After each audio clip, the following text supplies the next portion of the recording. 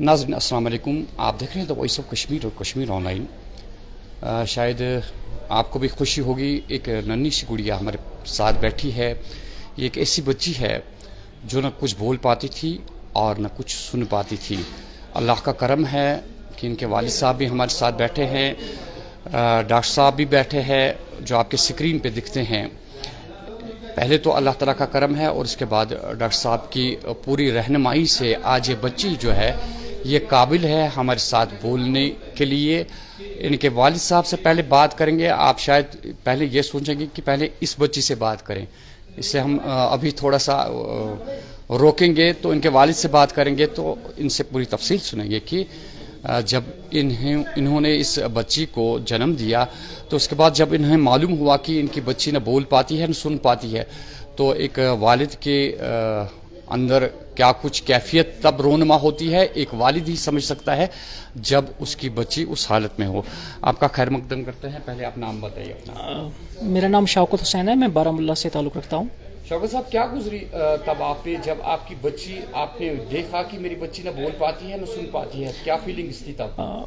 जब ये बच्ची 2 साल की हुई तो she was not able to talk, तो मैंने अपनी मिसेस को बोला कि ये क्या बात है, ये क्यों नहीं बात कर रही है। तो उसके साथ ही दूसरे बच्चे का जन्म हुआ था, तो उसने कहा कि नहीं वो बच्चा तो बात कर रहा है तो ये क्यों बात नहीं कर रही है। तो उसी वक्त मैंने इसको सोहरा इंस्टीट्यूट ले लिया, तो वहाँ पर एक टेस्ट कराया गया बैरा से उन्होंने कंफर्म किया कि इसको सेंसोरी न्यूरल हियरिंग लॉस है। तो उसी वक्त मैंने उसको वहाँ से उठाया और चंडीगढ़ लिया। चंडीगढ़ मैंने रिपीट करवाया वो टेस्ट और वहाँ से भी पता चला कि she was suffering from the same problem. तो उसके बाद मैं घर आया, एक हियरिंग एड लेके आया, तो आई हैड नो होप, मुझे नहीं लग रहा था कोई रिस्पॉन्स आ रहा था उस हियरिंग एड से। तो मीनवाइल 1-2 महीने हो गए तो अचानक न्यूज़पेपर में आ गया good news for the people of Kashmir who are deaf and mute। तो उन्होंने कहा था कि वहाँ पर आप GMC श्रीनगर में आइए और यहाँ से आप रब्ता कीजिए। मैं तुरंत आ गया यहाँ पर GMC, तो वहाँ मुझे मुलाकात होगी, या आपके सामने हैं डॉक्टर रफीक पामपुरी साहब, इन शख्सियत से हमारी मुलाकात हो गई। तो मैंने कहा सर आप इस तरह से क्या करेंगे हम, तो इन्होंने कहा कि आपको ये कॉकलियर इम्प्लांट कराना पड़ेगा। मैंने कहा तो ये पता नहीं ये क्या है कॉकलियर इम्प्लांट। मैं चंडीगढ़ गया, वहाँ से मैं आ गया, तो इन्होंने एश्योरेंस दी, कन्विंस किया हमें और बताया, मोटिवेट किया हमें, कहा कि आपकी बच्ची सुन पाएगी, she will be able to speak like a normal child, आप हम पे भरोसा कीजिए। तो उस वक्त लेकिन इसका कॉस्ट बहुत ज़्यादा था, अराउंड 9.96 लाख मुझे डिपॉजिट करने पड़े within 1 week, and it was the first come first serve process. तो वहाँ से मुझे 10 लाख रुपया ऑलमोस्ट मैंने जमा किए और इस बच्ची की सर्जरी हो गई।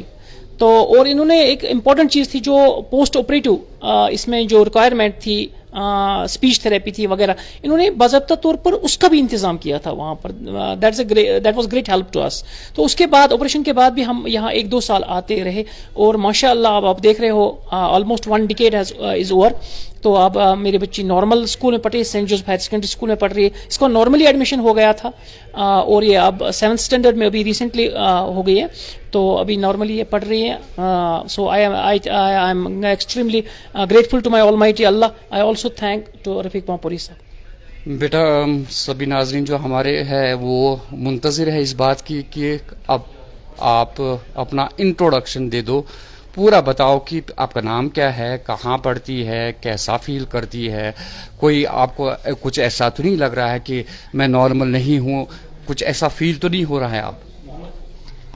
मेरा नाम my name is Hafsa Hussain, so I study in class 7, so I study in school Saint Joseph Higher Secondary School, so there's no problem, it's normal, it's very normal, there's no problem। जो आपके साथ बच्चे पढ़ते हैं उन्हें कभी महसूस नहीं होता कि आपकी सर्जरी हुई है या कुछ ऐसा हुआ है? ऐसा तो कुछ नहीं है अब? नो, किसी को पता नहीं चलता था कि मुझे सर्जरी हुई है, मुझे इयरिंग प्रॉब्लम है, सबको लगता था कि मैं नॉर्मल हूँ। नाज़रीन, ये मुझसे भी ज़्यादा फास्ट बोलती है, ये आपने देखा कि काफ़ी इंटेलिजेंट है ये बच्ची। डॉक्टर पामपुरी साहब हमारे साथ बैठे हैं, अगर इनके साथ बात ना करें तो मुकम्मल नहीं होगा ये प्रोग्राम, क्योंकि इनका एक अहम रोल है। और आज भी माशाल्लाह अल्लाह का करम है कि ये इस चीज़ के पीछे पड़े हैं कि किसी भी तरीके से यहाँ के जो बच्चे हैं जो इस किस्म की बीमारी का शिकार हुए हैं, किसी भी हालत में वो बच्चे ठीक हो जाए। एक सवाल हम ज़रूर करना चाहेंगे यहाँ पे डॉक्टर साहब को इस एतबार से कि इनके वालिद का कहना है कि मुझे उस वक्त 9 लाख रुपए भरने पड़े। तो ऐसे में जो इस किस्म के जिन्हें बच्चे हैं वो घबरा जाते हैं, अंदर से ही उनने सोचा होगा कि शायद हमारे बच्चे भी ठीक हो सकते हैं ये प्रोग्राम देख के, लेकिन अचानक से उनके जहन में ये बात खड़ी हो जाएगी कि 9 लाख रुपए उस टाइम इन्हें भरने पड़े तो आज कितना भरना पड़ेगा। तो इस एतबार से डॉक्टर साहब से बात करेंगे कि क्या प्रोसीजर है और क्या ऐसी भी सहूलियात वादी कश्मीर में या कोई स्कीम है इस तरह की जहां पे इतना बोझ वालिदैन को नहीं उठाना पड़े। डॉक्टर साहब आपका शुक्रिया कि आप हमारे साथ बैठे हैं। डॉक्टर साहब जो हमने पूछा उसका जवाब चाहिए। हाँ, ये पहले जवाब मैं ये दूंगा जो शौकत साहब ने जो फरमाया ना, तो अब ये इस वक्त शुरू होता है 6 लाख से। इनको तो 10 देने पड़े, अब ये 6 लाख में मिनिमम ये सारा हो जाता है। तो ये एक चीज़ है। दूसरा, एक गवर्नमेंट ऑफ इंडिया की स्कीम है एडिप स्कीम, और अगर बच्चे 5 साल से कम हैं उनको हम हेल्प करते हैं कि वो कैसे वो अप्लाई करना है, क्या करना है। तो उनको गवर्नमेंट ऑफ इंडिया प्रोवाइड करती है इम्प्लांट भी, और क्या कहते हैं इसको, ये ना हॉस्पिटल चार्जेस भी। जैसे ये इसके लिए अभी हमारा, जब मैं SMHS में था तो तब मैंने ये एडिप के लिए SMHS को कराया था रजिस्टर। अभी हमारा मॉडर्न हॉस्पिटल जहाँ मैं आजकल हूँ वो भी एडिप के लिए रजिस्टर। तो वहाँ भी अगर पेशेंट को कॉक्लियर इम्प्लांट करते हैं through that scheme, patient has to pay nothing, उसको कुछ नहीं देना है, हॉस्पिटल सर्जरी चार्जेस कुछ भी नहीं, वो उनके लिए है। लेकिन अगर 5 साल से ज़्यादा है तो वो स्कीम उनके लिए नहीं है। लेकिन उसमें 6 महीने भी लग सकते हैं, 1 साल भी लग सकता है। और इसमें मैं जैसे मैंने अर्ज़ किया, टाइम इज़ वेरी इंपॉर्टेंट। जितने कम एज में होगा उतने, जैसे इस बच्चे को 2 साल में हुआ, आप देखेंगे रिज़ल्ट तो आप देख रहे हैं सामने। और हमने आज ये 25-30 पेशेंट्स को जो 10-12 साल में किए ऊपर आपने उनको देखा, और उनकी वो आप उनसे खुद मिल सकते हैं। तो वालिदैन को मैं कहता हूँ कि आप ये बच्चा अगर बहरा गूंगा सोसाइटी में रहेगा तो इसकी लाइफ, अगर इसको कल आप कुछ भी दे दो ये बेचारा क्या करेगा। इट इज़ बेटर कि जो इसका कुछ अपना हिस्सा है इसको दे दो, और ये 6 लाख उनको दे शुड ट्राई टू अरेंज ताकि इस बच्चे की ज़िंदगी बने।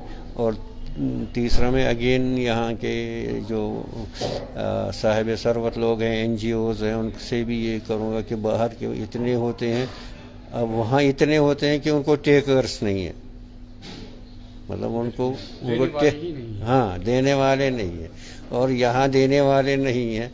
मतलब यहाँ की तरजीहात, प्रायोरिटीज़ आर डिफरेंट, और अवेयरनेस नहीं है। तो ये मतलब अब मीडिया का भी इसमें अच्छा खासा रोल है। तो डॉक्टर साहब का शुक्रिया अदा करेंगे कि इन्होंने सारा बता दिया कि जिन्हें 5 साल से कम उम्र है उनके लिए बहुत सारे रास्ते हैं, यहाँ की सरकार भी साथ है। लेकिन एक अहम बात जो डॉक्टर रफ़ीक पामपोरी साहब ने ये कही कि NGOs का इसमें एक अहम किरदार हो सकता है।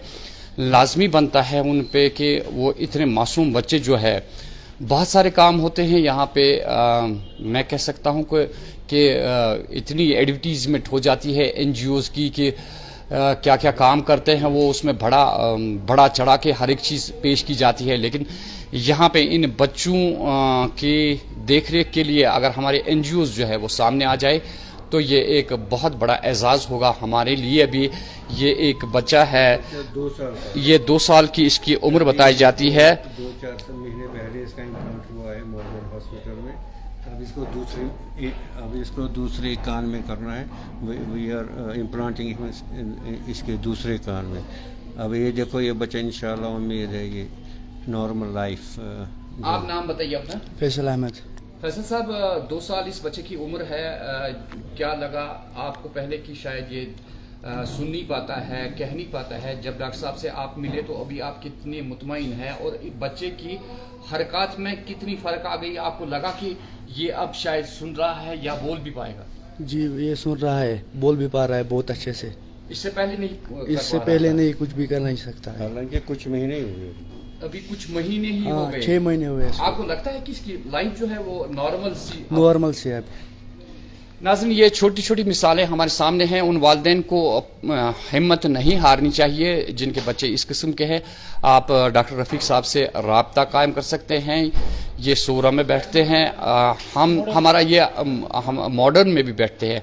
हमारा आज का प्रोग्राम इस एतबार से नहीं है कि हम कोई एडवर्टीजमेंट करना चाहते हैं डॉक्टर रफ़ीक साहब कि इस एतबार से कि आप पेशेंट्स को इनके पास लाइए। हमारे प्रोग्राम का मकसद सिर्फ यही इतना है कि जो वालिदैन अपनी हिम्मत हार चुके हैं उन वालिदैन के लिए एक रास्ता है, वो आराम से आ सकते हैं, कहीं पे भी इनसे मिल सकते हैं, और जो गवर्नमेंट ने इनके लिए सहूलियात बहाम रखी है उसका फ़ायदा आप उठा सकते हैं। और जहाँ कहीं पे भी आपको लगता है कि आपको कोई प्रॉब्लम है, आपके पास पैसा नहीं है, इस एतबार से हमने NGOs को यहाँ से रिक्वेस्ट की कि किसी भी हालत में जो भी आपके पास इस किस्म का केस आए वहाँ पे आप वालिदैन की फ़िक्र जो है उससे दूर कर सकते हैं।